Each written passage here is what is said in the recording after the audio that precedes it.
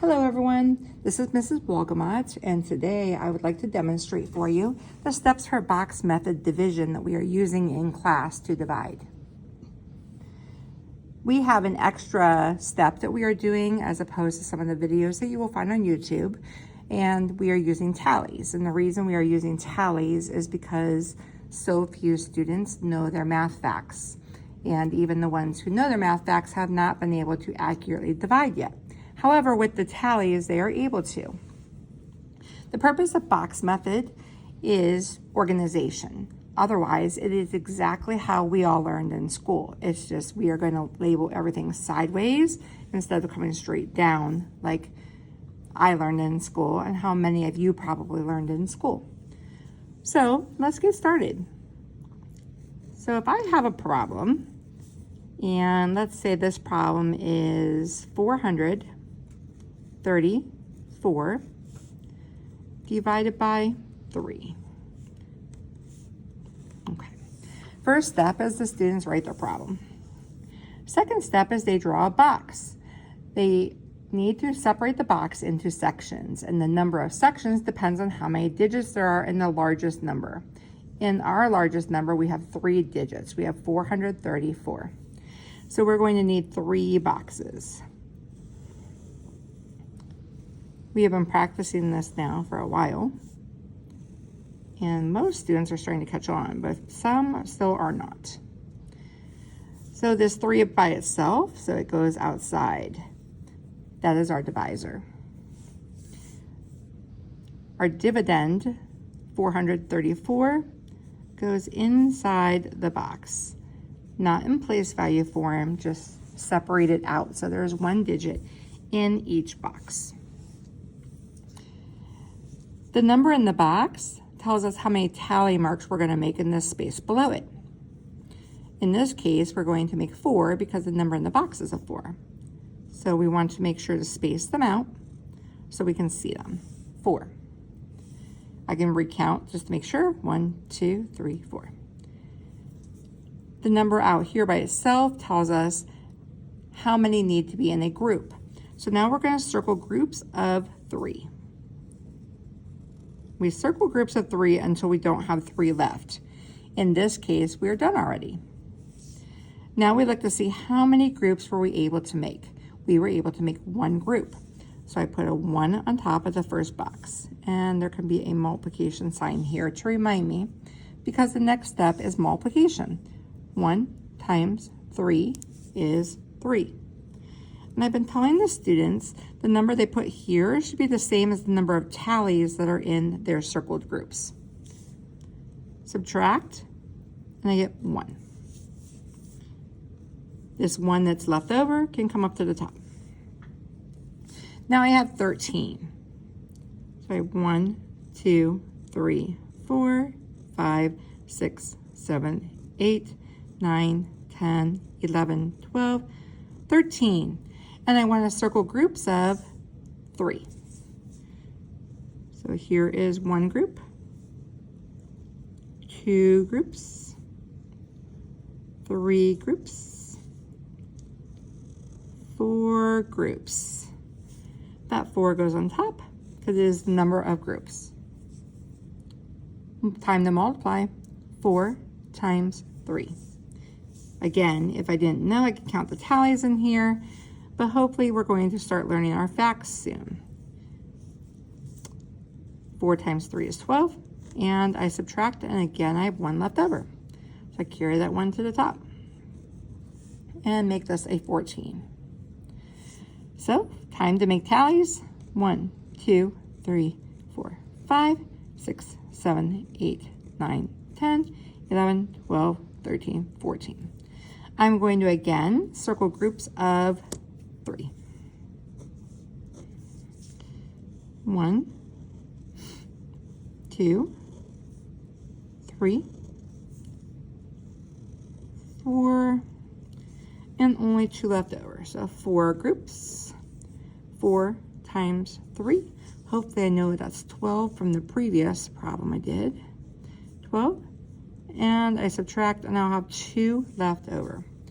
This is my last box, so this now becomes my remainder. So in this case, I have 144, remainder 2. Okay, I'm going to show you another problem.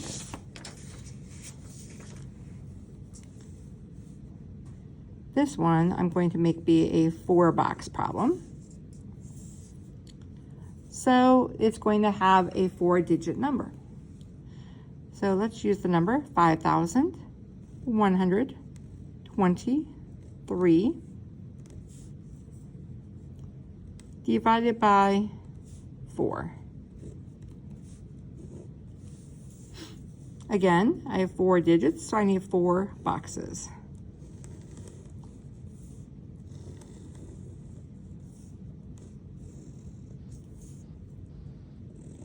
One, 2, 3, 4. The only reason we have this line down here is to separate the tallies. Otherwise, you don't really need that. So we have a 4 on the outside with 5,123. All right. First box has a 5 in it, so it's 5 tallies. 1, 2, 3, 4, 5. Circle groups of 4. I was able to circle one group, so I put a 1 on top. Time to multiply. 1 times 4. 4. Subtract and I get 1. Bring my 1 up. Now I'm going to make 11 tallies. 1, 2, 3, 4, 5, 6, 7, 8, 9, 10, 11. I'm going to circle groups of 4. I have 1, 2. Depending on how you put your tallies down here, your groups might look a little different from mine.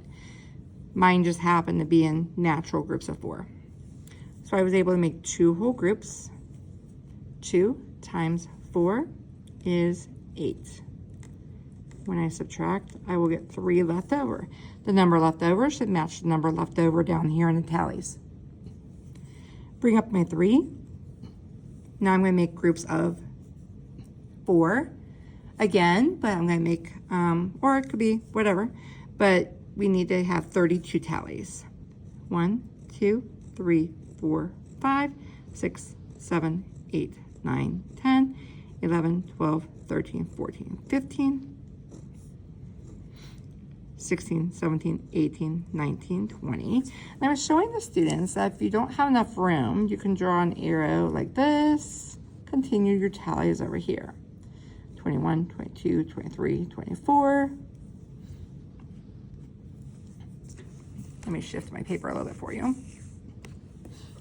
25, 26, 27, 28, 29, 30, 31, 32.